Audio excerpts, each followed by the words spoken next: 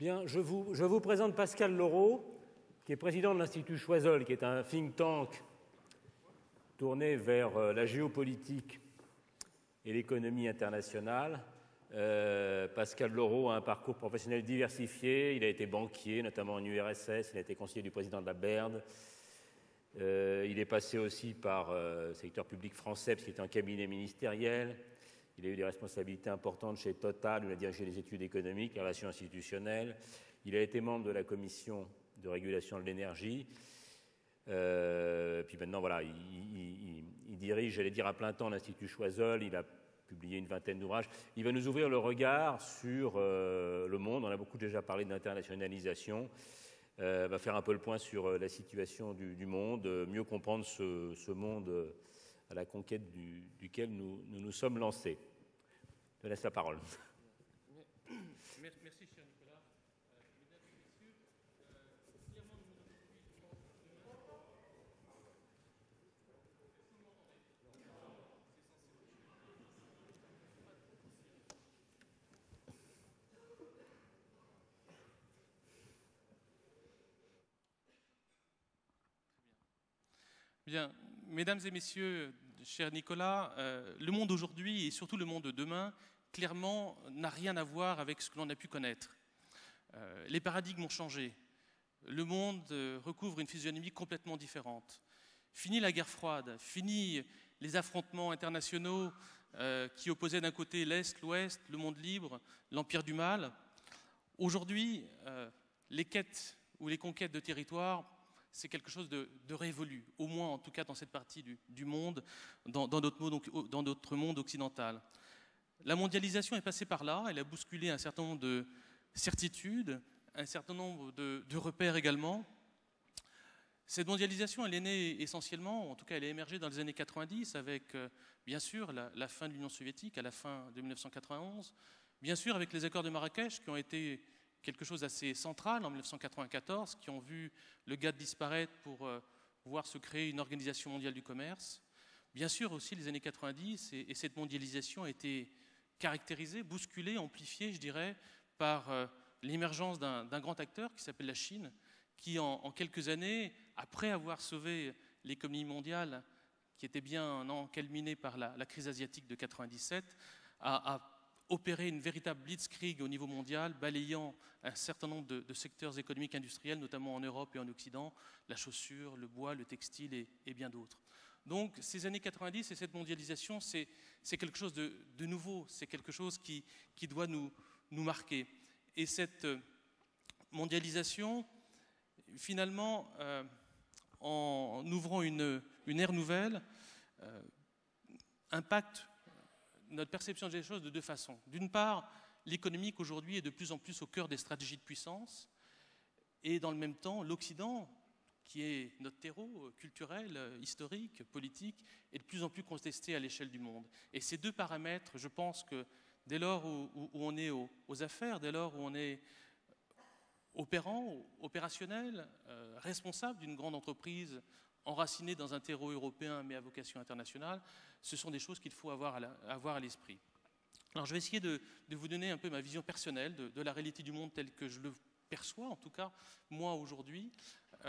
Et puis vers la fin, comme je sais que vous avez un tropisme assez important par rapport au Moyen-Orient, je vous donnerai quelques éléments de réflexion qui me paraissent relativement importants pour décrypter l'environnement géopolitique, pour décrypter un petit peu l'écosystème un peu de cette région qui devient de plus en plus stratégique pour vous et GIS. Alors, donc, on le voit de plus en plus aujourd'hui, et l'actualité est là d'ailleurs pour nous le rappeler, les entreprises, les grandes entreprises ont de plus en plus leur propre stratégie, leur propre vision, leur propre posture. Elles sont capables de s'affranchir des pesanteurs et des contraintes liées à leur enracinement territorial. Elles ont de plus en plus leur propre stratégie internationale, leur propre politique étrangère. Et quand on voit les événements récents en France, General Electric versus Alstom, on se rend compte que finalement les États ont de moins en moins de prise sur la réalité du monde, de moins en moins de prise sur finalement ce qui faisait leur raison d'être jusqu'à présent. Donc ces États sont en quête d'un nouveau rôle. Ils sont d'autant plus en quête d'un nouveau rôle finalement que, à mesure qu'un certain nombre d'organisations supranationales ou coopératives, pour reprendre un mot à la mode, se sont constituées, eh bien elles ont renoncé spontanément et parfois forcé à un certain nombre d'attributs de souveraineté. La France aujourd'hui est intégrée dans un vaste processus d'unification au niveau européen, mais est également contrainte par un certain nombre de règles qu'elle s'est elle-même imposées et qui l'amènent à collaborer, à définir des normes communes avec bien sûr ses partenaires européens, mais aussi ses partenaires internationaux. Donc aujourd'hui, les États sont en quête de sens, en quête de rôle. Et dans un environnement, au moins pour ce qui est du monde occidental, où ce qui faisait la raison d'être, en tout cas, où ce qui constituait une des actions principales des États, qui constituait finalement à chercher à protéger le territoire, voire à conquérir des territoires de proximité, en captant les populations, les ressources qu'ils recèlent, eh bien, aujourd'hui, quel peut être le rôle? Quel rôle les États peuvent-ils se réapproprier, si ce n'est finalement qu'à identifier des champions nationaux et à faire en sorte que leur économie soit beaucoup plus moderne, beaucoup plus efficace et beaucoup plus compétitive? C'est ce qu'on appelle classiquement le basculement de la géopolitique à la géoéconomie. La géopolitique analysait et expliquait les rivalités de pouvoir, de puissance relatives à un territoire et à sa possession. Aujourd'hui, les États sont plus, en tout cas de moins en moins dans cette logique, et sont plus dans la logique de captation des marchés, en tout cas dans une logique qui consisterait à appuyer leurs entreprises à prendre des marchés, à maîtriser des hautes technologies, en ce que leur possession finalement confère un surplus de rayonnement, un surplus de pouvoir ou de puissance sur la scène internationale.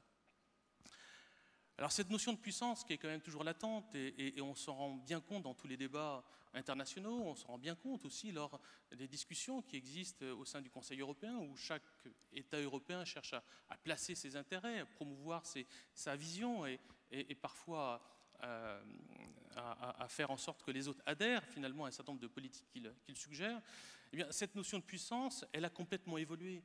Je veux dire, jadis, la puissance, c'était l'espace en tant que territoire, espace territorial, cet espace qui permettait finalement de se replier et de faire face aux agressions ou aux tentatives de prédation extérieure. Le meilleur exemple en était, peut-être durant le second conflit mondial, le rapatriement au-delà de l'Oural des forces vives industrielles de l'Union soviétique pour encaisser, on va dire, l'avancée des forces allemandes et lui permettre, à l'abri de l'Oural, de reconstituer ses forces avec l'appui des Américains et des Occidentaux pour repartir à la conquête de son territoire. C'est également la population. Si la France a longtemps été une grande puissance continentale, en tout cas, c'est en raison de sa taille démographique. N'oubliez pas qu'au temps de Louis XIV, la France était 20 millions d'habitants. Vraie puissance continentale, alors même que l'Angleterre n'avait que 4 ou 5 millions d'habitants. Donc ça allait être la puissance maritime. Et c'est ce qui a fait la puissance française. Sa démographie, sa capacité de projeter en dehors de ses frontières non seulement un mode de vie, non seulement un mode culturel, mais aussi et surtout une force de frappe militaire, des hommes. Et en sens inverse, lorsqu'effectivement des agressions extérieures émergeaient, eh bien, la taille de sa population faisait qu'elle était relativement protégée et qu'une occupation ne pouvait pas être durable. Les forces armées également, un facteur important dans toute notion de puissance, car finalement cette puissance, elle trouve toujours une traduction territoriale, physique, et les armées ont été relativement importantes. Mais aujourd'hui, de plus en plus, ce qui compte et ce qui est privilégié, c'est l'économie. C'est également ce qu'on appelle le soft power. Le soft power, selon l'expression de Joseph Nye, la puissance douce, c'est cette capacité qu'a un État ou un pays à faire en sorte que les autres, à l'extérieur de ce pays, adhèrent à son modèle culturel ou à sa politique.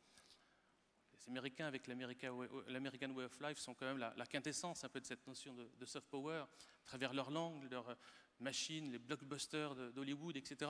On est au cœur un peu de tout cela. Mais l'économie qui est relativement centrale. Et aujourd'hui, donc, la vraie vision qu'ont les États, leur véritable ambition, c'est finalement, pour exister sur la scène internationale, pour savoir à quel endroit on va mettre le curseur de la puissance, à quel moment on va dire que vous êtes une petite puissance, une puissance moyenne, une grande puissance ou une hyperpuissance, ben ça va être largement, grandement déterminé par votre potentiel économique. Alors, est-ce à dire, comme certains l'ont prophétisé, que ça signifie qu'on est arrivé à la fin de l'histoire? Non, c'est vrai, comme l'a dit Francis Fukuyama dans les années 90, au lendemain de la chute de l'Union soviétique, que le modèle libéral, occidental, l'économie de marché a terrassé le système économique soviétique. Mais au-delà de tout ça, ce que je viens de vous dire, c'est quelque chose que l'on trouve partout au niveau international, mais beaucoup plus dans notre monde occidental. Car quand on sort un petit peu des frontières de notre espace traditionnel, eh bien on se rend compte que tout ceci se marie avec toujours des ambitions territoriales. Et on le voit très bien, la Russie, cette année, augmente son budget militaire de 60%.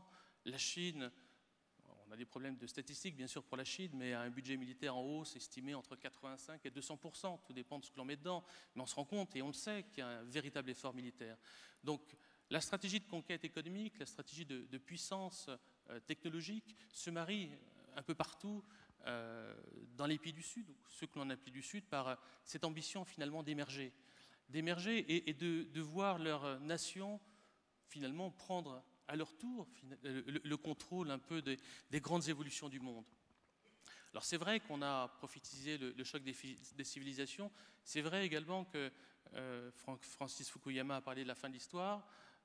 C'est vrai aussi que certains intellectuels ont théorisé le passage du local au global, la fin des nations, mais je crois qu'on n'en est pas là encore.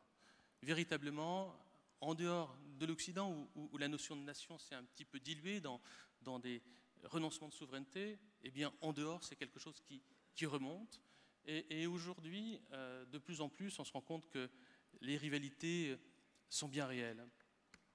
Ne serait-ce que regarder cette carte permet de voir, enfin qui est bien incomplète parce qu'on aurait pu la préciser beaucoup plus, mais on se rend compte que de la bande sahélienne à l'Afrique centrale, de l'arc sunnite, en mettant même à son centre ou à sa périphérie l'Iran, de l'Asie centrale à la Mésoamérique, eh bien, il y a des zones de conflictualité qui sont motivées par des raisons différentes, mais souvent par des raisons économiques, souvent par des raisons également de capture de territoire en ce qu'ils possèdent quand même un certain nombre de ressources intrinsèques.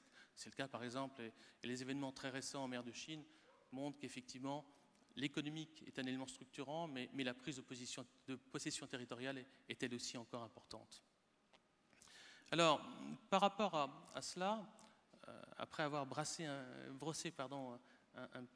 panorama assez général, je pense que ce qui ressort le plus aujourd'hui sur la scène internationale, c'est la contestation de l'Occident.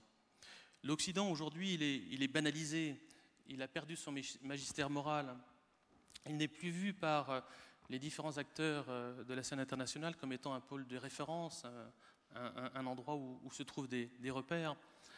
Et c'est vrai que la crise économique la crise économique occidentale a constitué un accélérateur de ce genre de prise de perception.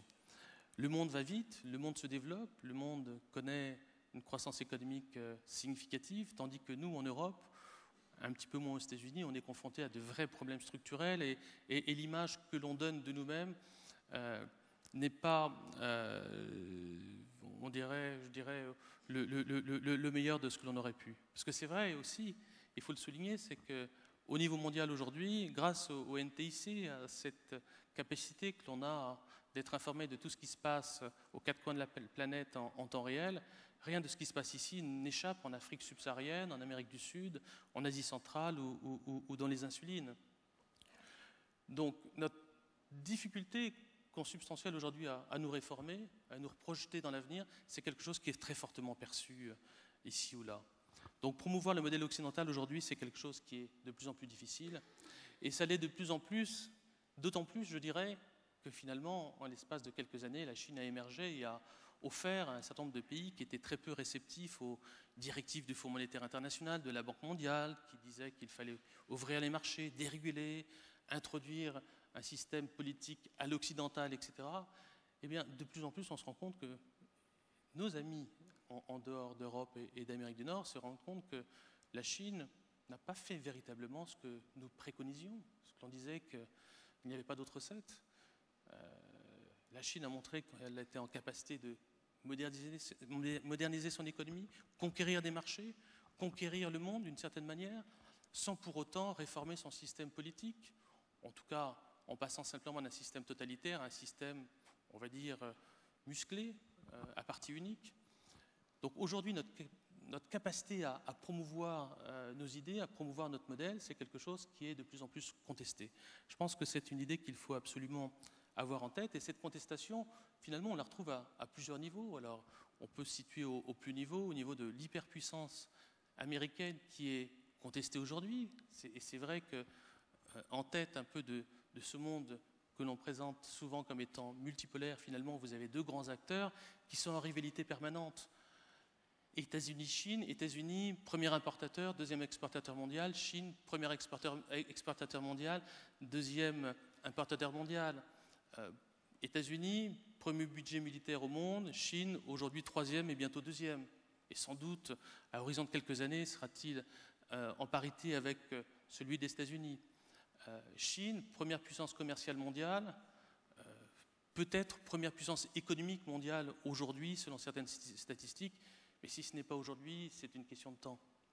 Donc on se rend compte qu'il y a une vraie rivalité, une vraie contestation des États-Unis au plus niveau de la hiérarchie des puissances. Et puis, en dessous, nous qui allons bientôt nous réunir dans le cadre du G7 dans quelques jours, Japon, l'Allemagne, la France, le Royaume-Uni, l'Italie et le Canada, on est très largement contestés en termes de capacité à générer de la croissance et de la richesse. Le classement du G7 ou du top 10 des puissances économiques mondiales tel qu'on le connaît aujourd'hui, dans 20 ans, il est terminé.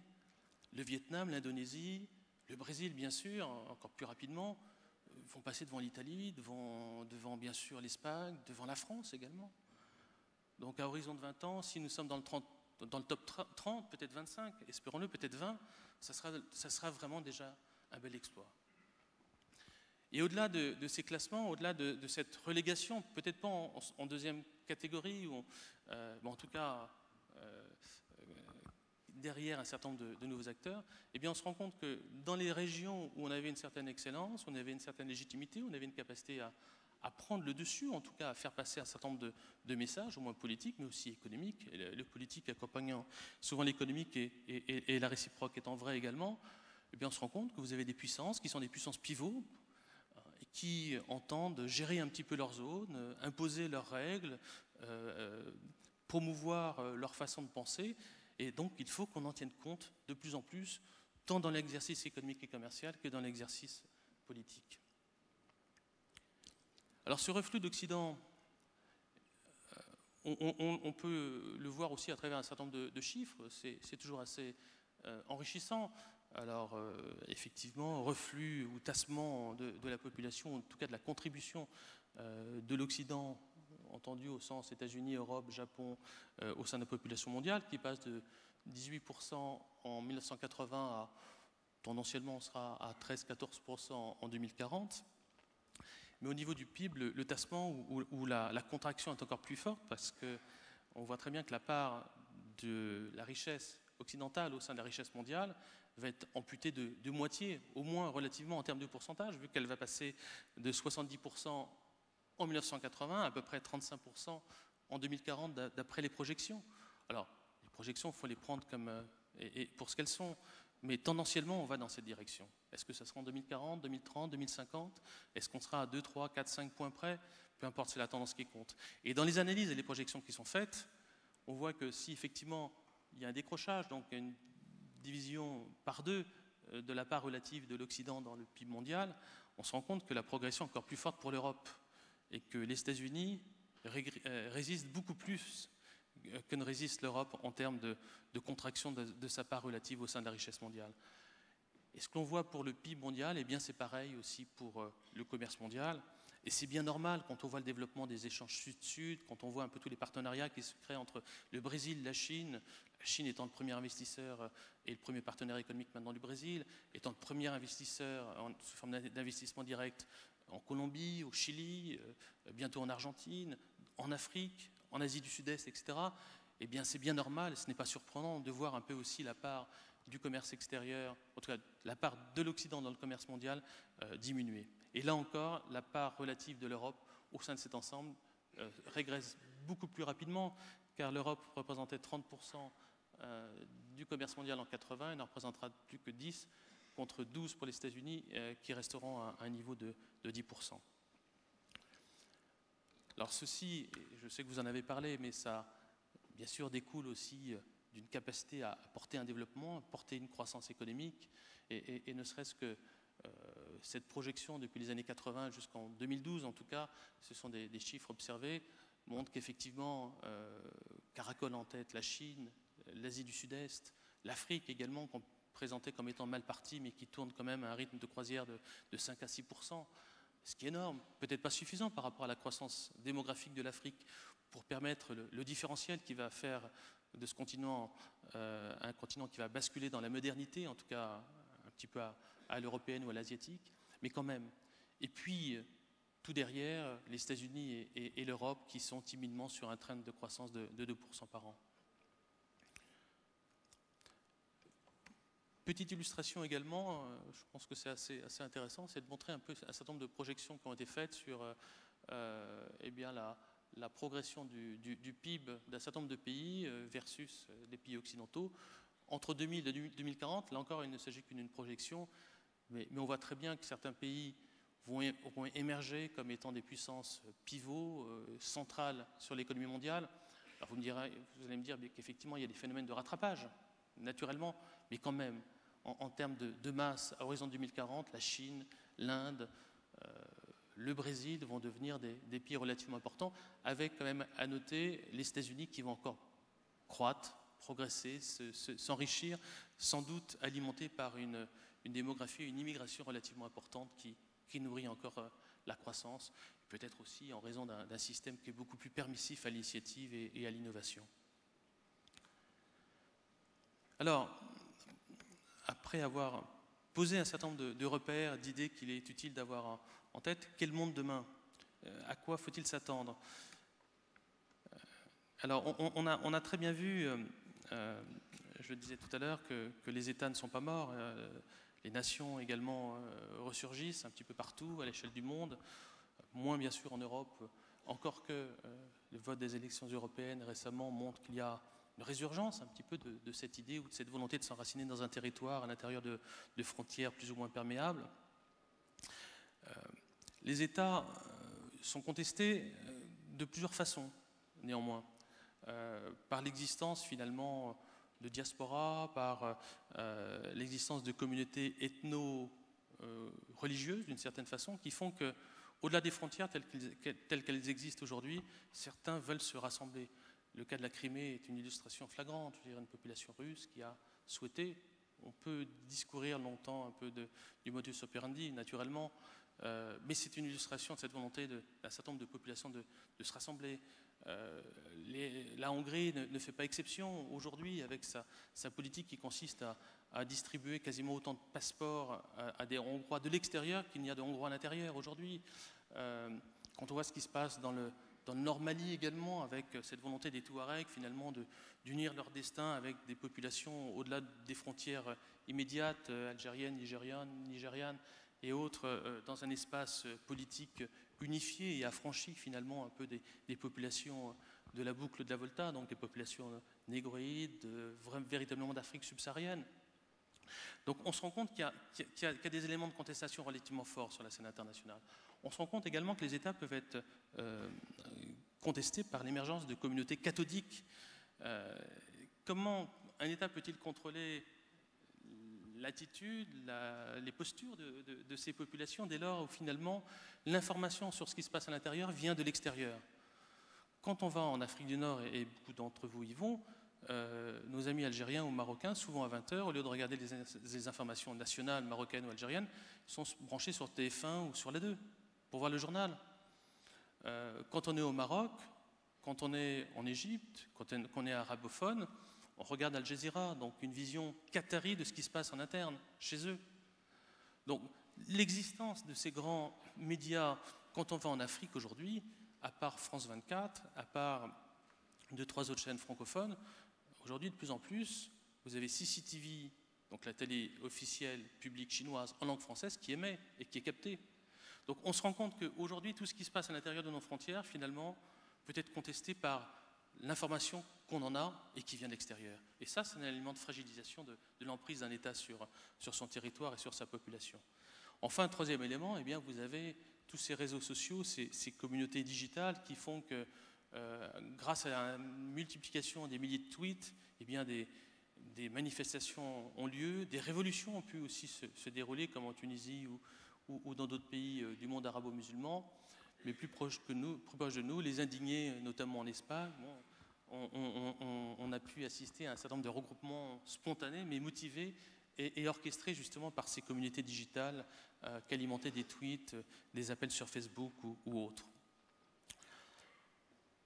Donc, pour conclure sur cette idée, mais qui me paraît relativement forte, les États existent, les États sont contestés par un certain nombre de facteurs liés notamment à l'émergence de nouvelles technologies, mais aussi à la perception qu'ont un certain nombre de populations de leur identité. Donc cet Internet, ces nouvelles technologies, ça change complètement le monde et nos perceptions. Bien sûr, maintenant on est informé, bien sûr, on peut circuler, bien sûr, on peut être sensibilisé à tout ce qui se passe aux quatre coins de la planète. Donc on a l'impression d'être plus libre, plus informé, d'être davantage citoyen dans un village global ou à l'échelle internationale. Mais à rebours, c'est également un formidable moyen de contrôle pour les gouvernements. Et l'affaire Snowden, l'affaire des écoutes de la NSA, etc., montre à quel point finalement cette emprise des nouvelles technologies sur nos sociétés peuvent être contournées et prises à rebours à des fins de contrôle ou de surveillance. Donc cette société de l'information qu'on nous appelait de manière assez naïve comme étant une opportunité formidable, un moment privilégié de l'histoire de l'humanité. McLuhan, en 1975, parlait de village global, une expression qui a fait le tour de la planète. Oui, c'est positif, bien sûr, mais c'est un nouveau terrain d'affrontement dont l'Europe est absente. Un terrain d'affrontement notamment avec deux partenaires, ceux dont on a parlé tout à l'heure, la Chine, notamment à travers son bras armé qui s'appelle Huawei, qui entend contrôler le système des tuyaux, et puis les Américains qui, eux, sont en amont au niveau du contrôle du système et qui sont en capacité, finalement, à travers le partenariat spontané ou forcé avec un certain nombre de grands opérateurs qui ont leurs sièges sociaux sur leur territoire, et bien finalement de contrôler tout le système. Donc oui, il y a plus de liberté, oui, il y a beaucoup plus d'opportunités de découvrir le monde et d'échanger, mais en sens inverse, le contrôle est quand même beaucoup plus fort, et en tout cas beaucoup plus qu'il ne l'a jamais été. Alors partant de là, je pense que si on doit se projeter au-delà de ces éléments sur l'avenir du monde tel qu'il est demain, il y a un facteur qui est central, qui est vraiment essentiel, c'est le facteur démographique. Aujourd'hui, la démographie, ça conduit quand même l'économie, c'est ce qui justifie qu'il faille faire des projets de développement d'infrastructures, renforcer les réseaux et ainsi de suite. Et la démographie, ça va être un marqueur essentiel au niveau international et dans une pluralité de domaines. Alors on le voit, le monde aujourd'hui, 7 milliards d'êtres humains contre un peu plus de 2 milliards, on va dire 2,5 milliards dans les années 50. À horizon 2050, on parle de 9 voire 10 milliards d'habitants. Ça va être une rupture, jamais la planète n'a accueilli autant d'êtres humains. J'ouvre une parenthèse qui à mon avis, mérite d'être bien intégrée, parce que Aegis est une société française, à vocation européenne et internationale, qui utilise le français et l'anglais, d'ailleurs, pour ses activités. Mais grâce à cette évolution démographique, lorsque l'on sait qu'aujourd'hui, un homme sur 6 est africain, en 2050, un homme sur 3 sera africain, en 2100, un homme sur 2 sera africain. Alors là encore, ce sont des projections démographiques, on peut ajuster à la marge, etc., mais tendanciellement, on va dans ces directions. Ben, ça veut dire que le nombre des francophones à l'échelle de la planète va passer de 200 millions à, aujourd'hui, ou 200-220 millions, à entre 800 millions, peut-être 1 milliard, peut-être plus d'1 milliard à horizon 2100. C'est-à-dire que le français va être peut-être même plus populaire qu'il ne l'a été par rapport au XVIIe siècle, lorsqu'il était la langue de l'Europe, la langue des Lumières, et le français va redevenir non pas une langue française, ou une langue de la France, ça va être la langue de l'Afrique d'une certaine manière, mais ça va être une langue d'échange plus importante qu'elle ne l'a jamais été. Donc ça, je pense que dans toutes les démarches intellectuelles qui sont les nôtres, c'est quelque chose qu'il faut avoir en tête. Il ne s'agit pas de faire coquerituco, il s'agit simplement d'intégrer un peu ce paramètre démographique qui est relativement important. Et pourquoi l'Afrique ? Parce que bon, l'Afrique, c'est la moitié des pays d'Afrique ont le français en langue officielle, en langue de partage, en langue de communication et autres. Et c'est là où la démographie est la plus importante. Savez-vous quel nombre d'enfants sont nés, je reformule, combien d'enfants sont nés au Nigeria l'année dernière, à rapporter au nombre de naissances d'autres pays? Voilà. L'année dernière, vous avez eu plus d'enfants qui sont nés au Nigeria que dans les 28 pays de l'Union européenne réunis. C'est vous dire qu'on est dans des logiques de masse qui sont incommensurables, difficilement perceptibles chez nous, mais qui vont complètement bousculer la réalité internationale. Et cette démographie, elle va avoir une pluralité de conséquences. Elle va faire en sorte que finalement, on va chercher à trouver des espaces où planter, cultiver, faire de l'agrobusiness, parce qu'il va falloir nourrir cette population. C'est la raison pour laquelle vous avez des fonds chinois, des sociétés coréennes, les fonds souverains du Golfe arabo-persique qui achètent des terres. Mais quand je dis des terres, ce sont des centaines, des millions d'hectares à Madagascar, en Afrique, en Asie centrale, là où effectivement vous avez un certain nombre de disponibilités aujourd'hui encore. C'est pas en Asie du Sud, c'est pas en Europe, c'est pas en Amérique du Nord, mais c'est là où le nombre ou le ratio entre terres cultivées et terres cultivables est le plus faible. Donc c'est l'Afrique essentiellement. C'est aussi l'Asie centrale et l'Asie orientale. Donc un facteur important, et sans doute verra-t-on émerger un certain nombre de conflictualités à ce propos. C'est également aussi cette explosion démographique, ça va être une remise en cause fondamentale de la cohérence sociale d'un grand nombre d'États, notamment ceux qui subissent de l'immigration. Alors pas seulement en Occident, parce que les migrations, vous les avez en Afrique, en infracontinentale, vous en avez en Asie du Sud-Est. Mais j'ai voulu prendre l'exemple des États-Unis, où on va voir les Blancs devenir la plus grosse minorité après avoir été ou représenter l'immense majorité de la population. Ça veut dire quoi? Ça veut dire à terme, mais à court terme, une redéfinition de la gouvernance politique interne, une réorientation de la perception de l'utilité à privilégier l'Europe plutôt que le Pacifique ou plutôt que l'Afrique, et ainsi de suite. Bon, donc beaucoup de problématiques qui sont importantes.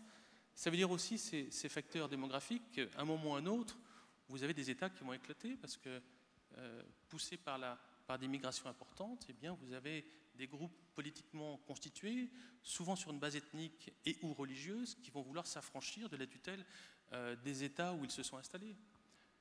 Donc, ce n'est pas encore pour aujourd'hui, mais à horizon de 20 ans, 30 ans, 50 ans, on est complètement dedans. Et cette variable démographique, c'est également quelque chose qui va avoir un impact colossal sur l'urbanisation. Quand on sait qu'en 1950, vous aviez un homme sur 10 qui vivait en ville, donc 9 sur 10 qui vivaient en zone rurale. Aujourd'hui, c'est 9 hommes ou femmes, pardonnez-moi, 9 êtres humains sur 10 qui vivent dans des villes. Mais ce ratio ne va pas s'inverser, donc on va assister avec l'explosion démographique à une massification des zones urbaines et périurbaines, avec énormément de problèmes de sécurité, de traitement de l'eau, enfin toutes les infrastructures classiques, de réseaux, de chauffage, de climatisation, et ainsi de suite. Alors là, j'ai pris simplement cet exemple, c'était entre 1950 et 2025, parmi les 10 villes les plus importantes, on voit que leur population a été multipliée par 8. C'était une illustration. Mais ça, ce phénomène d'urbanisation et de concentration des populations dans des mégalopoles de plus en plus importantes, ça va avoir énormément d'impact et ça va amener à redéfinir réellement et en profondeur nos modes de gouvernance et de fonctionnement. Alors, qui dit démographie, qui dit croissance économique, qui dit également énergie, parce que c'est le carburant finalement de la croissance économique. Alors, à ce niveau-là, que dire qu'entre 1980 et 2012, on a multiplié par 2 la consommation énergétique mondiale, que la consommation énergétique mondiale per capita a sans doute diminué parce que la population a progressé plus que proportionnellement au surcroît de demande énergétique, que la Chine est un grand acteur, en tout cas un des grands consommateurs en matière énergétique. Est-ce pour autant que l'on va être amené à manquer d'énergie à horizon de 20-30 ans? Ce n'est pas ma conviction en tout cas. Je n'ai pas de réponse, mais ce n'est pas ma conviction car depuis longtemps on nous annonce le oil peak, donc le pic pétrolier, le moment où finalement la production sera amenée à décroître par rapport ou rapporter à une unité de demande.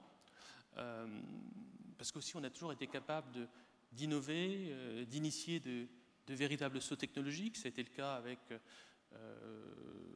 l'offshore profond, avec les forages à grand déport, avec la sismique 3D, etc. Donc on a encore beaucoup de réserves. Et puis c'est vrai aussi que vous avez un grand nombre de réserves qui réémergent finalement d'une certaine manière à mesure que le prix du baril est élevé et que la technologie permet de faire porter à la consommation de tous un certain nombre d'autres ressources. C'est le gaz de schiste, bien sûr, en Amérique du Nord, mais c'est aussi les schistes bitumineux de l'Athabasca, les huiles lourdes de l'Orénoque, etc. Donc je ne pense pas que le risque majeur se trouve ici. On aura toujours la capacité technologiquement de faire face à un surcroît prévisible, bien sûr, de demande énergétique. Je pense plutôt que, au regard de ce que je viens de dire, que le risque est ailleurs. Il est au niveau de la disponibilité en eau. Parce que là, ça sera très difficile, quand bien même on arriverait à faire des sauts technologiques, à traduire de manière concrète, ou plutôt à apporter de manière concrète une réponse à des besoins qui vont aller de manière tout à fait exponentielle. Ce qu'on appelle le stress hydrique, c'est finalement le moment à partir duquel une population n'est plus en capacité de faire face à ses besoins en termes d'eau aquifère pour se laver, pour faire bouillir de l'eau à des fins de cuisson, et ainsi de suite. Et là, vous avez énormément de populations qui sont dans cette situation, et ces populations vont croissantes sous la pression démographique. Donc on peut s'attendre, me semble-t-il, à des tensions liées à ces problématiques, et tensions qui risqueraient d'être relativement fortes. Vous voyez un petit peu les problématiques qui existent entre l'Éthiopie et l'Égypte aujourd'hui à propos des barrages qui seraient mis sur le Nil blanc, le Nil bleu. Regardez un petit peu toutes les problématiques en Asie centrale quant à l'utilisation des eaux à des fins intensives au bénéfice de l'agriculture au détriment de l'approvisionnement des populations. On est véritablement, je pense, à la veille de difficultés majeures. Alors, à ce stade, qu'est-ce qu'on peut se dire, qu'est-ce qu'on peut avoir en tête quant au risque de fracture à horizon 2050 ? De manière très schématique, bien sûr. On est dans une logique de course à toutes les énergies, tous les actifs, terriers, fonciers, ressources aquifères, énergie bien sûr aussi. Ça, c'est un point fondamental. Deuxième élément, le facteur démographique, ça j'en parlais tout à l'heure. Facteur démographique qui va conduire à des migrations massives, que ce soit à cause du réchauffement climatique, à cause de l'indisponibilité en eau, à cause de conflits ethno-religieux sur certains territoires. Vous avez une étude qui a été publiée il y a à peu près 4 ans maintenant, si j'ai bonne mémoire, par l'ONUDI. L'ONUDI, c'est une organisation au sein des Nations Unies qui s'occupe du développement et de l'industrie, qui montrait qu'à horizon de 2050, si j'ai bonne mémoire, vous auriez à peu près au sud de la Méditerranée entre 150 et 250 migrants qui seraient appelés à migrer au nord de la Méditerranée. Pour quelle raison ? Parce que sur place, il n'y a plus d'eau, il n'y a pas d'alimentation, les terres s'assèchent et puis il y a des conflits. C'est colossal si à horizon 2050, vous avez ne serait-ce que la fourchette basse qui émerge ici en Europe. Si vous prenez ne serait-ce que la quote-part, on va dire, de la France au budget européen, qui doit être de 11%, cela signifie que la France va accueillir 11% de ces 150 millions de migrants. Vous imaginez un peu les enjeux en termes d'intégration, en termes de cohésion sociale, en termes d'accueil également. Donc on est un peu dans le scénario catastrophe, mais je pense qu'il est important de bien prendre la mesure de cette problématique migratoire. Troisième élément, je le disais, une planète beaucoup plus urbanisée qui va manquer d'infrastructures de base, ça sera surtout le cas en Afrique et en Asie. Et enfin, un monde qui va être beaucoup plus éclaté avec une multitude de nouvelles puissances qui vont vouloir prendre leur part du gâteau d'une certaine manière. L'histoire ne s'arrête pas, elle s'arrêtera peut-être pour certaines nations, mais pas pour d'autres, car vous avez des nations qui émergent et qui veulent finalement être des acteurs à part entière, et pour certaines d'entre elles de manière centrale, de la réalité d'un monde qui évolue. Donc voilà un petit peu la façon dont on peut tirer un certain nombre de projections finalement de ce qui se passera demain. Mais je voulais en complément aussi vous donner quelques idées, quelques repères qui me paraissent à moi importants sur le Moyen-Orient. Je sais que c'est un pôle de croissance centrale, en tout cas à l'international pour Aegis. C'est également un lieu géopolitiquement stratégique à bien des écarts sur la scène internationale. Et je pense qu'il est utile d'avoir quelques bons repères. Et quand on raisonne en termes de Proche et Moyen-Orient, en tout cas de Golfe arabo-persique, on va dire, le paramètre énergétique, bien sûr, émerge tout de suite, c'est clair. Alors on le voit, les pays du Golfe, dans le domaine gazier, ce sont des producteurs importants, hein, à peu près 14%, 13-14% de la production mondiale. Dans le domaine pétrolier, on est encore, bien sûr, là, à un niveau beaucoup plus important. Un tiers de la production actuelle vient de quelques petites monarchies, et notamment, bien sûr, de l'Arabie saoudite, ce qui montre quand même une centralité assez forte.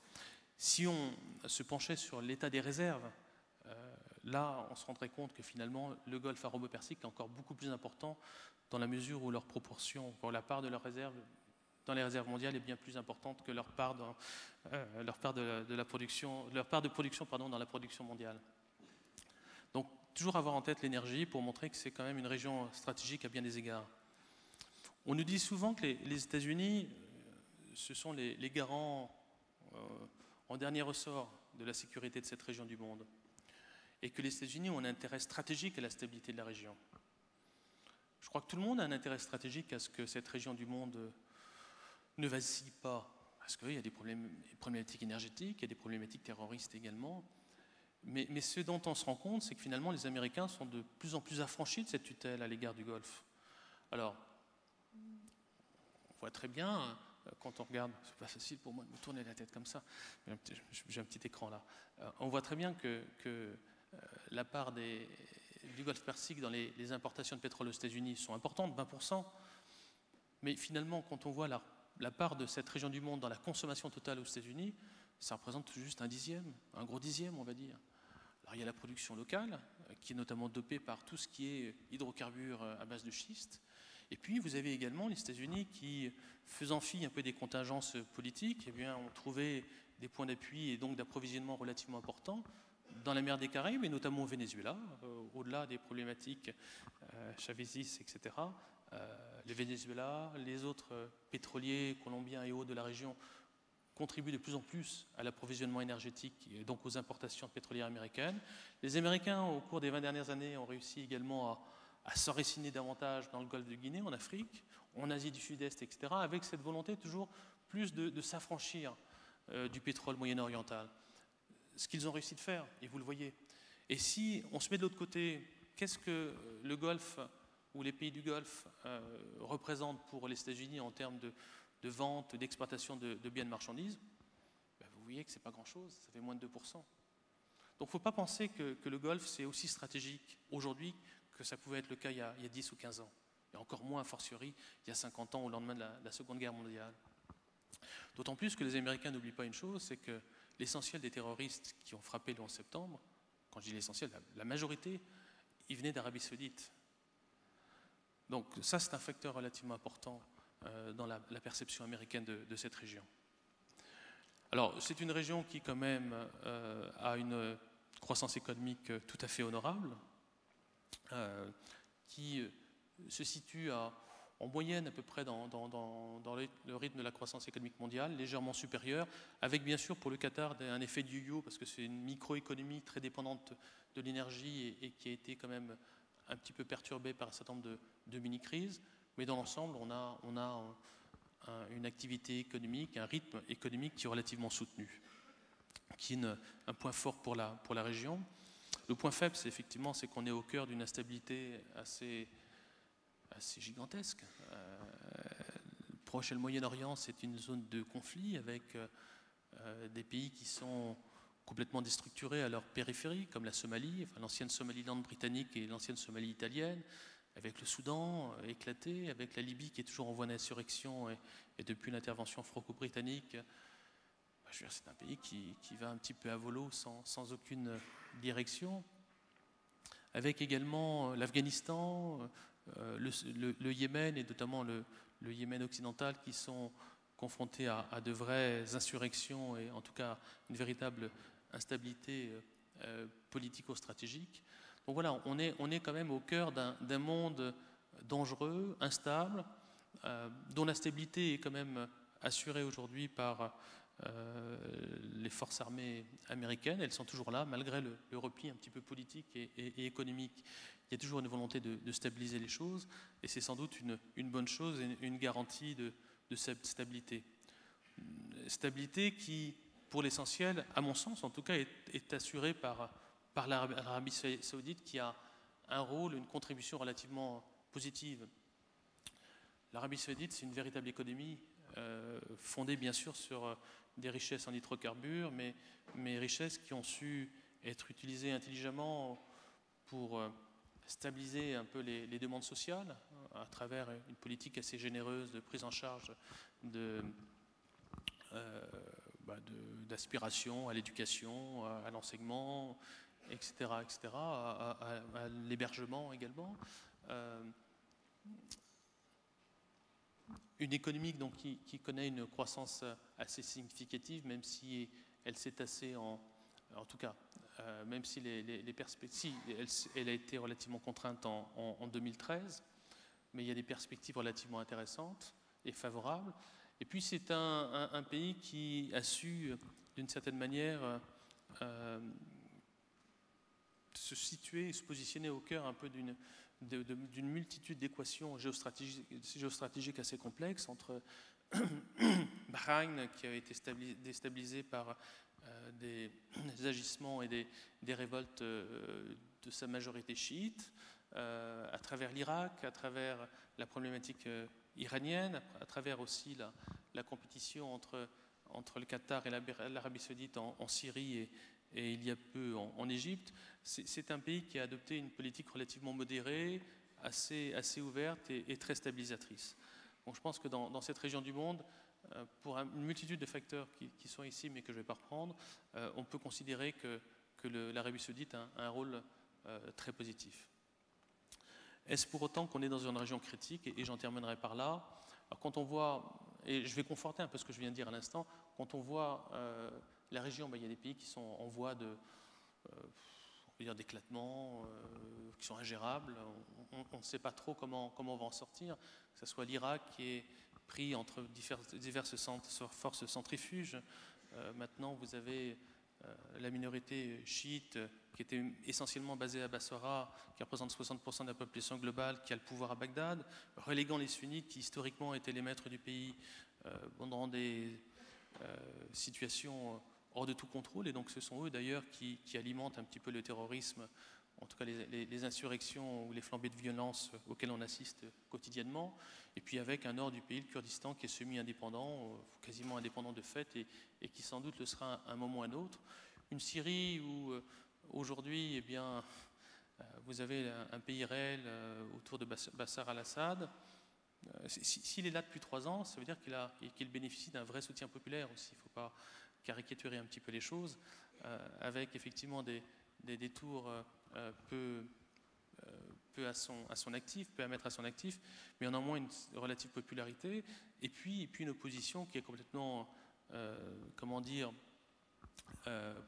pour une grande partie d'entre elles, décrédibilisée, car elle est passée aux mains de mouvements terroristes, islamistes, djihadistes, etc., qui font qu'on ne sait pas trop comment on va pouvoir sortir un peu de cette situation. Puis la Libye, on sait très bien que, et ce n'était pas une surprise, je pense que relire les grands manuels historiques aurait permis de nous en rendre compte. Il y a toujours eu un irrédentisme relativement fort en Cyrénaïque, donc l'endroit où se trouve Benghazi. Et aujourd'hui, l'hostilité qui existe entre Tripoli et Benghazi explique pour grande partie un peu les difficultés et l'impossibilité de ce pays à se reconstruire politiquement, avec en arrière-fond aussi ce que je disais, pour rebondir sur ce que je disais tout à l'heure à propos de l'Arabie saoudite, la perception américaine. Il ne faut pas oublier que le deuxième contingent des terroristes du 11 septembre venait de Benghazi, justement, de cette partie orientale de la Libye, qui n'a jamais été finalement à la main de Kadhafi. Il y a une bonne nouvelle dans la région, c'est quand même la stabilisation de l'Égypte, avec le général maréchal Sissi, je ne sais plus s'il est maréchal, non, il est que général pour l'instant, si peut-être maréchal déjà. Ça, c'est une bonne nouvelle parce que finalement, ça veut dire qu'il est en train de se construire un axe entre Le Caire et Riyad. Les Saoudiens n'ont jamais supporté les frères musulmans, donc pas accepté finalement aussi que Hosni Moubarak soit déposé comme il l'a été, et n'ont jamais oublié que les frères musulmans finalement avaient soutenu Saddam Hussein lorsqu'il a lancé son attaque sur le Koweït il y a une vingtaine d'années. Donc ça, c'est des choses qui restent, et les Saoudiens ont tout fait pour qu'effectivement Sisi, les militaires, soutenus par sans doute une très large majorité de la population, puissent reprendre le pouvoir. Donc là, on va voir quand même la première puissance démographique du monde arabe sans doute se stabiliser avec le soutien notamment financier de l'Arabie saoudite. L'Iran, c'est là où se trouvent toutes les incertitudes, non pas politico-stratégiques, mais je dirais politico-économiques. On s'attend tous à ce que le pays s'ouvre. On attend que les Américains sifflent la fin de la récréation. Ils vont la siffler lorsque leurs entreprises seront prêtes à bondir un peu sur ce marché, en cherchant et en faisant tout pour évincer les autres entreprises italiennes, allemandes et françaises de la région. Mais cet Iran, le jour où il va s'ouvrir, ça va peut-être provoquer une redistribution des cartes dans la réalité de cette région du monde. Parce que l'Iran, c'est un vrai marché. L'Iran a une vraie tradition de partenariat avec les États-Unis et avec Israël. Ce qu'on avait créé au lendemain de la Seconde Guerre mondiale, on avait créé bien sûr en Europe l'OTAN que l'on connaît, qui existe toujours. On avait créé l'OTAS, l'Organisation du traité de l'Asie du Sud-Est, en Asie du Sud-Est. Donc, on avait traité aussi le SANTO dans cette région du monde. Le SANTO, c'était l'OTAN finalement de la région qui était articulée autour de l'Iran avec un partenariat très très étroit de l'armée américaine. Et je pense que demain, c'est vraiment demain, ou peut-être après-demain, mais après-demain, c'est dans quelques jours, si et quand l'Iran va s'ouvrir, si et quand les États-Unis vont revenir en force dans ce pays, on va se rendre compte que les alliances vont être rediscutées. Et le rôle central des monarchies va sans doute devoir être reconsidéré. D'où la question de la stratégie américaine pour la région, qui est encore incertaine, qui n'est pas claire. Je ne pense pas que les Américains sachent non plus ce qu'ils veulent et une bonne conscience, un peu, une bonne compréhension de l'endroit ou de la direction qui est la leur. Mais il est clair que la situation des alliances telle qu'elle est aujourd'hui, elle va devoir être rediscutée à un moment ou à un autre. Et dans tout ce pôle que l'on a vu avec la carte quand même d'instabilité, il y a un pôle de stabilité, de croissance, c'est l'Arabie saoudite, et accessoirement les monarchies, notamment les Émirats et le Qatar, adossés bien sûr à des réserves gazières relativement importantes, à Sospar et les champs de Syrie. Voilà, j'ai une dernière slide, c'est pour vous remercier de votre attention. Voilà, merci.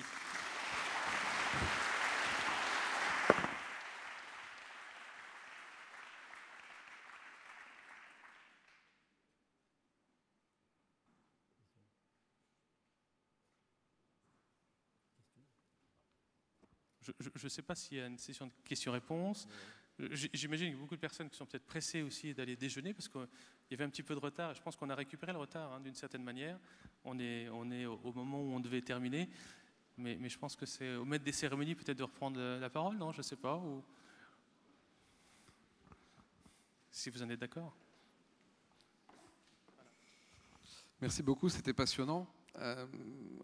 J'imagine notamment sur la dernière partie, vous avez peut-être des questions, ce qu'on a évoqué tout à l'heure. Oui, si on peut passer le micro. Je pense que on en rush. Merci. Oui, très bien. J'étais vraiment beaucoup intéressé. Michel Duret, donc Aegis Énergie. J'étais beaucoup intéressé par votre exposé qui est éclairant sur l'évolution du monde. Sur tous les aspects chiffrés des populations. Bon, c'est éclairant sur nos marchés ou sur nos marchés de conquête. Alors moi, j'ai quand même une question j'en ai 10, 20 à vous poser, mais une qui me permettrait de faire le lien entre ce que vous nous avez présenté et notre métier. Nous vendons des connaissances, nous vendons des savoirs construire ou des savoirs concevoir. Pour vous, est-ce que c'est une marchandise comme une autre ? Avec une vision mondiale, comment est-ce que vous m'aideriez à répondre à cette question-là? Est-ce que c'est une marchandise comme une autre? Est-ce qu'elle doit être produite localement? Quel est notre rôle, nous, dans le vieux conditant que vous venez de décrire? Les connaissances et le savoir-faire que peuvent avoir un groupe comme Aegis ou comme d'autres, à mon avis, elles sont relativement précieuses sur la scène internationale. La plupart des pays qui émergent, alors que l'on voit peut-être d'un peu haut parce qu'on les a connus comme étant des puissances colonisées, on les a un petit peu pris sous notre aile quand ils étaient en phase de développement. Mais aujourd'hui, un grand nombre de ces pays, finalement, sont des économies quasi matures, d'une certaine manière. Beaucoup ont une capacité financière réelle, je dirais même significative pour un certain nombre des pays auxquels je pense. Et ce qu'ils recherchent, ce sont des technologies d'avant-garde. Ils ne veulent pas avoir des technologies intermédiaires que tout le monde peut avoir. Ils veulent avoir vraiment le mieux de la technologie au moment où ils en ont besoin. Et je pense que dès lors où vous êtes en capacité d'offrir des savoir-faire technologiques que n'ont pas les autres, de leur proposer des procédés qui sont plus performants peut-être, plus durables, davantage compatibles avec des problématiques environnementales qui sont de plus en plus cruciales, pas seulement chez nous, mais aussi chez eux, vous êtes en position de force. Je ne sais pas si c'est une réponse qui satisfait un petit peu votre curiosité, mais je pense qu'aujourd'hui, quand on est dans les hauts de gamme, on a beaucoup plus de chances d'emporter des contrats que lorsque on s'adresse à ce type de pays. Je pense par un pays que je connais bien, comme je disais, on parlait avec Nicolas, avec Laurence Dors tout à l'heure, je connais très bien le Kazakhstan. Le Kazakhstan, c'est une puissance émergente, 17 millions d'habitants, 9 millions de kilomètres carrés, un pays riche, parce qu'il y a du pétrole, il y a du gaz, il y a du cobalt, il y a tous les produits en ium qui font rêver un peu et fantasmer les industriels. Pays qui investit, qui veut se développer, qui va accueillir les expositions universelles d'Astana en 2017 et qui est en train aujourd'hui de se moderniser. Si vous allez à Astana, vous êtes comme à Dubaï, sauf que vous êtes sur la steppe, il fait moins 40 l'hiver et plus 40 l'été. Donc on ne peut pas se baigner et se promener en bikini, en tout cas pour les dames. Mais eux, ils achètent, ils acquièrent du savoir-faire, ils se développent, ils s'industrialisent.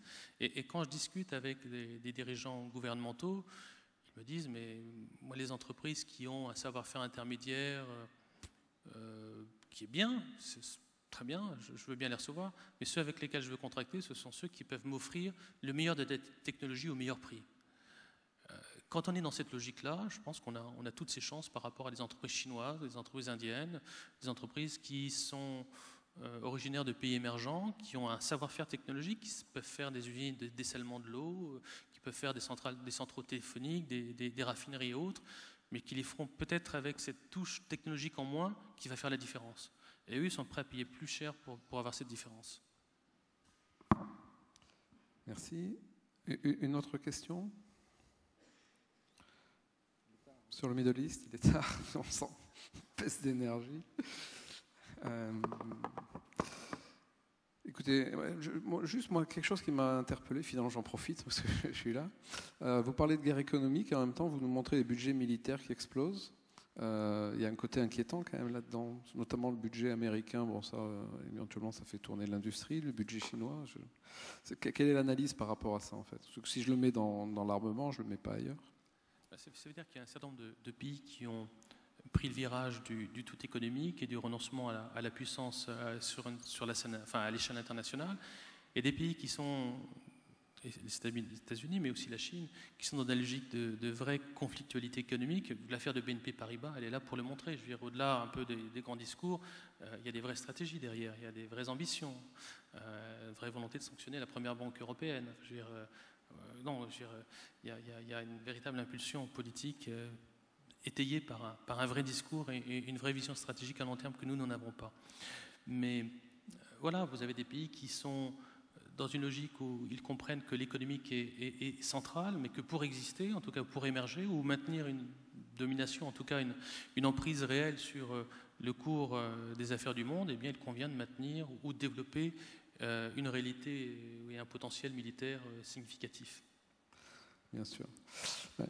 En tout cas, je pense que votre démonstration est assez intéressante et rejoint ce que disait Nicolas sur la nécessité, sur l'urbanisation, l'explosion de la population, les infrastructures. Enfin, je veux dire, votre métier, enfin le métier d'égiste est vraiment au cœur de ça.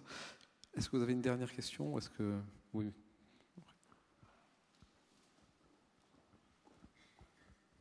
Oui, Aegis en Inde. Gilles Blain, pardon.